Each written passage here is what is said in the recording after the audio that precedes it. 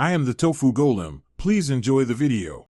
In this video, I will explain how to play Sweden on piano. First, let's identify the main melody and the simple chord progression. You'll primarily use 3 chords: C major, G major, and a minor. Begin by practicing the right-hand melody slowly, focusing on accuracy. Once comfortable, you can gradually increase your speed.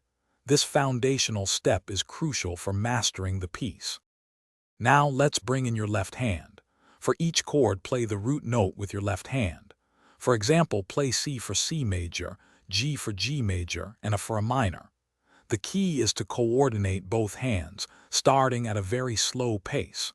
Focus on making smooth transitions between the chords and the melody. This builds muscle memory and improves your overall flow. To truly bring Sweden to life, let's add some dynamics and expression. Vary your touch to create softer and louder sections, enhancing the emotional impact of the piece. Experiment with different levels of pressure on the keys. Additionally, use the sustain pedal judiciously to create a richer, fuller sound, allowing notes to blend beautifully. This adds depth to your performance. Consistent practice is key to mastering Sweden. Aim for regular, short, and focused sessions rather than infrequent long ones. Listen to the original song often to internalize its timing and feel, which will greatly inform your playing.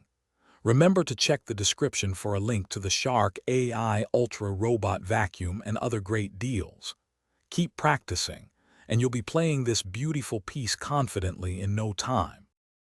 Thanks for watching. Consider subscribing if we helped you today.